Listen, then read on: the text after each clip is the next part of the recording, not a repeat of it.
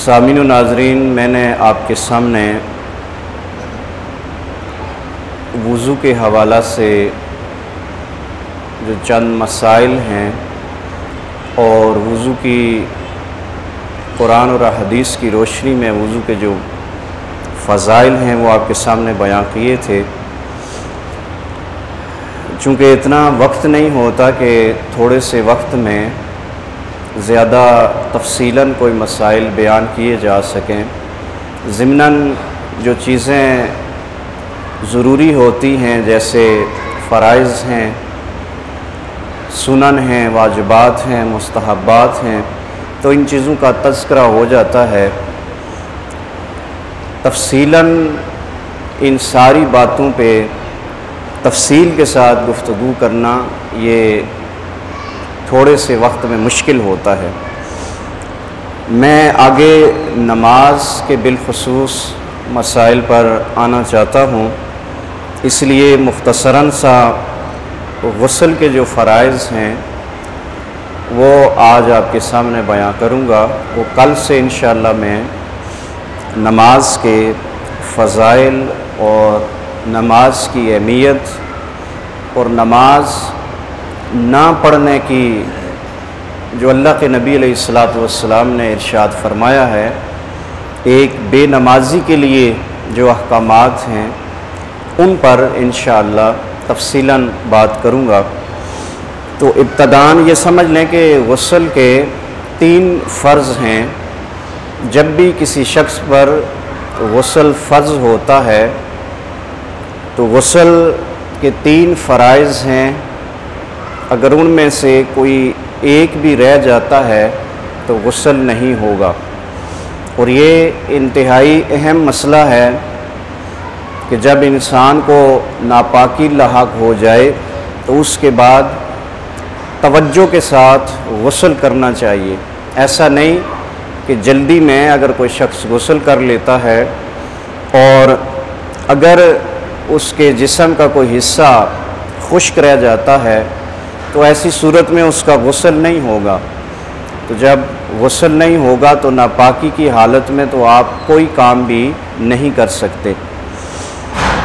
वैसे भी जब भी गुस्ल किसी पर लाजिम हो तो उसको जल्दी पाकी हासिल कर लेनी चाहिए, इसलिए कि जो नापाक आदमी, जुनब आदमी, जुन्नबी यानी नापाकी की हालत में जो शख्स घर में होता है तो उस घर में रहमत के फ़रिश्ते नहीं आते। अब किसी घर में अगर रहमत के फ़रिश्ते नहीं आएंगे तो उस घर में कौन सी बरक़ात आएंगे। तो अगर कोई शख्स नापाक हो जाता है, नापाकी उससे लाहक होती है, गुस्ल करना उस पर लाजिम होता है, तो उसमें देर नहीं करनी चाहिए बल्कि फ़ौरन उसे गुस्ल करके पाकी हासिल करनी चाहिए। आजकल हमारे माशरे में बहुत सारी जहाँ परेशानियाँ हैं उनमें से एक मैं अर्ज़ ये भी किए देता हूँ कि जो जुन्नबी आदमी होता है, नापाक आदमी होता है और वो अपना मामूल बना लेता है कि पाकी हासिल करने में वो देर करता है, टाइम लगाता है, वक्त पे गुस्ल नहीं करता, तो ऐसे लोगों के रिज़्क़ की जो बरकत है वो उठा ली जाती है। अब वैसे भी आप घर में मौजूद हैं, कोई बाहर से मेहमान आता है या आप कहीं बाहर मजबूरन सफ़र के लिए ही आपको निकलना पड़े, तो अगर ऐसी सूरत के अंदर आप नापाकी की हालत में हैं तो किसी से आपने सलाम भी करना होता है, कोई भी आपको सलाम कर सकता है। और एक रिज़्क़ की कमी और दूसरा जो ज़िंदगी की बरकत है वो उठा ली जाती है ऐसे शख्स से जो नापाकी की हालत में अपने बाल कटवाता है। यानी हालत नापाकी में था, उस पर गुस्ल लाजिम था, लेकिन उसने गुस्ल नहीं किया, वो अपने बाल कटवाने चला गया। तो ऐसे शख्स के भी रिज़्क़ में और ज़िंदगी के अंदर से बरकत उठा ली जाती है। तो ये जो आदतें हैं ये इंतहाई बुरी आदतें हैं, बल्कि मैं अगर यूँ कहूँ कि इंतहाई गफलत की हालत में आप अल्लाह और उसके नबी अलैहिस्सलातु वस्सलाम के अहकामात को सिर्फ थोड़ी सी देर के लिए अगर आप 5 से या 10 से या 15 मिनट लगते हैं गुस्ल करने में, कितनी ज़्यादा देर लगती है, तो आप अल्लाह और उसके रसूल की नाफरमानी के मुर्तकिब होते हैं। तो लिहाजा जब भी किसी पर गुस्ल लाजिम हो, फ़र्ज़ हो, तो उसे फ़ौरन ही गुस्ल कर लेना चाहिए। अब अहादीस मुबारका में मुख्तलिफ़ अहादीस शरीफ मिलती हैं। अब एक बात यहाँ मैं सिर्फ अर्ज़ कर देता हूँ और उसके साथ मैं जो गुस्ल के फ़राइज़ हैं उन पे आ जाता हूँ। अगर बिलफ़र्ज़ रमज़ान अल मुबारक में किसी शख्स पर गुस्ल फ़र्ज़ हो जाता है और उधर से सहरी का टाइम हो जाता है, अब अगर वो गुस्ल करता है तो उसकी सहरी निकल जाती है, तो ऐसी सूरत में हुक्म यही है कि पहले आप कुल्ली कर लें, अच्छी तरह से हाथ मुँह धो के आप सहरी कर लें, और भले से आज़ान हो गई है तो उसके फ़ौरन बाद आप गुस्ल कर सकते हैं। यानी अगर ऐसी पोजीशन में कि आप सुबह के टाइम उठते हैं, सहरी का टाइम हो गया है और आप नापाकी की हालत में हैं, आप पर गुस्ल फ़र्ज़ है, तो अगर टाइम नहीं है तो पहले आपने सहरी कर लेनी है और उसके बाद गुस्ल कर लेना है। इसी तरह अगर रोज़े की हालत में दिन को कोई शख्स लेटता है तो उसे नापाकी हो जाती है, या सहरी के बाद रोज़े की हालत में अगर नापाकी हो जाती है, इस नापाकी से मुराद फ़कत जो इत्तफ़ाक़न नापाकी इंसान को होती है, ये नहीं कि जानबूझ के अगर कोई ऐसा करेगा तो उसका रोज़ा टूट जाएगा, और नापाकी हो जाती है तो ऐसी सूरत में भी उसे फ़ौरन जब जैसे ही उसकी आँख खुलती है तो उसे फ़ौरन गुस्ल कर लेना चाहिए। इससे रोज़े पर किसी किस्म का कोई असर नहीं पड़ता, क्योंकि ख्वाब की हालत में होता है, नींद के आलम में होता है, ये उसके इख्तियार की बात नहीं होती, लेकिन जैसे ही उसकी आँख खुलती है तो उसे गुस्ल कर लेना चाहिए। और ऐसे गुस्ल में फिर वो जब कुल्ली करेगा तो गरारा नहीं करेगा। उससे रोज़ा अगर किसी के ज़हन में ये बात हो कि इख्तलाम वगैरह या इस वजह से रोज़ा टूट जाता है, तो ऐसी कोई सूरत नहीं है, रोज़ा टूटता नहीं है। हाँ, मकरूहात लिखा है फ़ुक़हा इकराम ने, लेकिन रोज़े की फजीलत में कमी नहीं होती, रोज़ा टूटता नहीं है। अब आ जाएँ गुस्ल के फ़राइज़। गुस्ल के 3 फ़र्ज़ हैं। एक कुल्ली करना, गरारा करना, जहाँ तक हलक तक पानी पहुँच सकता है वहाँ तक गरारा करना, 3 दफ़ा कुल्ली करना। लेकिन अगर रोज़े की हालत में है, रमज़ान मुबारक में गुस्ल कर रहा है, तो उस सूरत में सिर्फ़ वो कुल्ली करेगा, गरारा नहीं करेगा। अगर गरारा करेगा तो उससे पानी अंदर जाने का अंदेशा होता है और उससे उसका रोज़ा जाता रहेगा। दूसरा है नाक में पानी चढ़ाना। अब यहाँ अगर मैं पहले अर्ज़ कर चुका हूँ कि वक्त नहीं होता कि मसाइल को खुल के बयां किया जाए। अब एक होता है गर्मी के अंदर, एक होता है सर्दी के अंदर गुस्ल करना।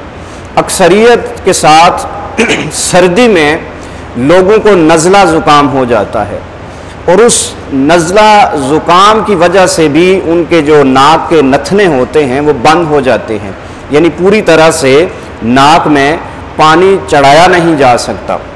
या ऐसा भी होता है कि अगर किसी को नज़ला ज़ुकाम, अगर फ्लू है तो वो एक अलहदा बात है, उसके बाद नज़ला होता है, ज़ुकाम होता है, तो जब ज़ुकाम यानी गहरा गाढ़ा ज़ुकाम हो जाता है तो उसके बाद जब वो नाक के अंदर खुश्क होता है तो वो चिमट जाता है नाक के साथ। अगर ऐसी सूरत में किसी शख्स पे गुस्ल फ़र्ज़ होता है तो वो जो चिमटा हुआ उसके नाक के अंदर नज़ला ज़ुकाम है उसे उतारना भी ज़रूरी होता है, इसलिए कि नाक के अंदर अगर किसी शख्स के बाल हैं या कोई ऐसी जमी हुई चीज़ है तो जब तक वो हटा के सारी नाक में पानी नहीं फेरेगा, सारी नाक में पानी नहीं चढ़ाएगा, तब तक उसके गुस्ल का फ़र्ज़ पूरा नहीं होगा।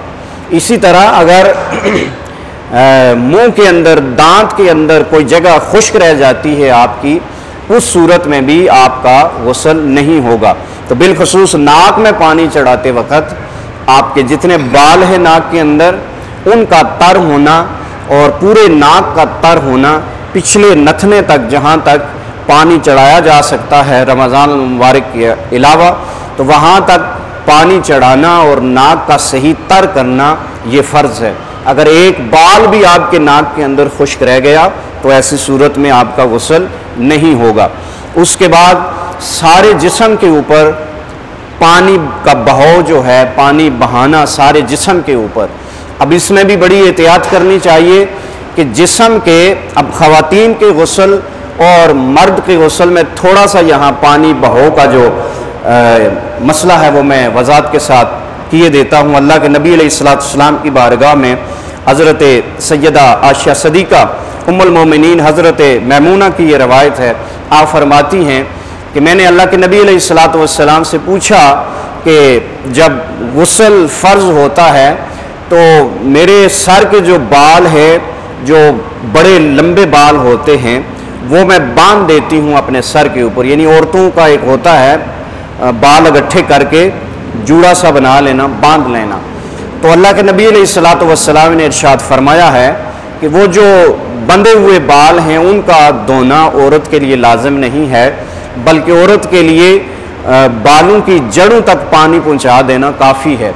यानी अगर किसी ने अपने बाल बांध दिए हैं तो वो बंधे हुए बाल खोल कर धोना लाजिम नहीं है। वहाँ अगर पानी उसने फेर दिया ऊपर तो उसका फ़र्ज़ पूरा हो जाएगा।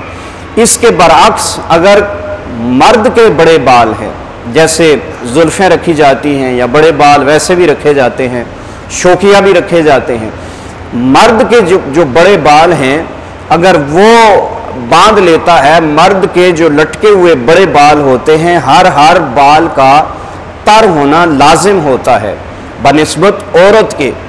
चूँकि औरत फितरती तौर पर औरत के लिए लाजिम है कि वो बाल रखे, और मर्द के लिए फितरती तौर पर ऐसा नहीं होता, एक हद तक जुल्फ़ें रख सकता है वो। तो अब अगर आपके सर का एक बाल भी रह गया तब भी आपका गुस्ल नहीं होगा। इसी तरह जिस्म के कुछ ऐसे उज़्व होते हैं कि वहाँ तक पानी का पहुँचना और पानी का पहुँचाना ये भी लाजिम होता है। अगर आपका एक जिस्म का एक बाल बराबर भी जिस्म का कोई हिस्सा खुश्क रह गया तो आपका गुस्ल नहीं होगा। कुछ लोगों की नाफ जो है वो काफ़ी अंदर की तरफ होती है, उसमें उंगली मारना और उस तक अंदर तक पानी पहुंचाना ये ज़रूरी होता है। इसी तरह अगर किसी शख्स के ज़ख़म है तो उसके लिए सहल है, आसानी है कि अगर उसका ज़ख़म ख़राब होने का ख़दशा है या इंतहाई शदीद नज़ला और ज़ुकाम है उसे, और अगर वो सर पे पानी डालेगा तो ऐसी सूरत में अगर किसी माहिर डॉक्टर या तबीब है, अगर उसने उसे मना किया है कि तेरे सर की बीमारी ज़्यादा हो सकती है, तो ऐसे लोगों के लिए तो छूट है कि वो मसा कर सकते हैं। उस जगह पर पानी का बहाव नहीं होना चाहिए, बल्कि हाथ लगाकर गीला हाथ फेर लेंगे, मसा हो जाएगा तो उनका फ़र्ज़ पूरा हो जाएगा। लेकिन उसके अलावा जितने भी लोग हैं, अगर ज़ख़म नहीं है, बदन अच्छा है और बाल घने हैं, अगर यानी बाज़ लोगों के सर के बाल इंतहाई घने होते हैं तो उनको सही तरीके से सफाई करके हर बाल की जड़ तक पानी पहुंचाना ये लाजिम होता है। नाफ की जैसे मैंने बात की, अगर आपने जल्दी में गुस्ल कर लिया तो नाफ के अंदर अगर आपने उंगली डाल के हाथ नहीं मारा तो नाफ के अंदर तो पानी नहीं जाता।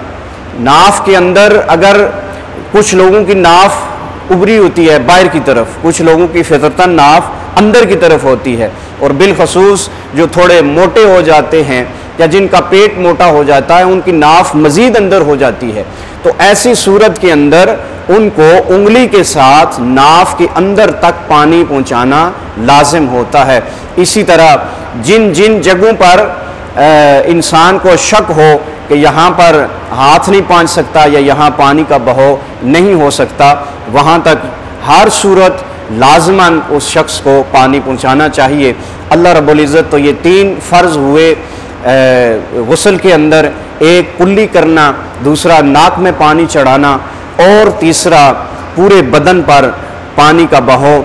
और सुन्नत तरीका ये है कि जब आप गुस्ल करें तो पहले आप अपने दाएं कंधे पे पानी डालें, फिर आप बाएं कंधे पे पानी डालें और उसके बाद तीसरी दफ़ा आपने सर पे पानी डालना है। ये सुन्नत तरीका है, इस तरह से गुस्ल करना चाहिए। लेकिन अगर किसी ने पानी इस तरतीब के साथ ना भी डाला तब भी उसका गुस्ल हो जाएगा। तो गुस्ल के बारे में भी एहतियात करनी चाहिए। एक तो घर में नापाक नहीं रहना चाहिए, ये किसी सूरत में भी दुरुस्त नहीं है। खुदा न खास्ता आप नापाकी की हालत में हैं, आप पर मौत वाक़े हो जाती है, तो आप तो उसी हालत में, चूँकि इंसान फितरती तौर पे हम तो गुस्ल करवाते हैं मैयत को भी, लेकिन वो हमारे बस में है, हम करवाते हैं। होता ये है कि जिस कैफियत में इंसान मरता है उसी कैफियत में उसे कल क़यामत वाले दिन उठाया जाएगा। तो जब उसी कैफियत में उठाया जाएगा तो अल्लाह रब्बुल इज़्ज़त की बारगाह से ये पनाह मांगनी चाहिए कि अल्लाह रब्बुल इज़्ज़त हमेशा हमें मौत दे तो अच्छे अंदाज में दे, हमें मौत दे तो पाकी की हालत में दे, हमें मौत दे तो सजदे की हालत में दे, हमें मौत दे तो किसी अच्छे काम, कोई अच्छा काम करते हुए दे। अल्लाह रब्बुल इज़्ज़त हमें अमल की तौफ़ीक़ अता फ़रमाए। वमा तौफ़ीक़ी इल्ला बिल्लाहिल अलिय्यिल अज़ीम।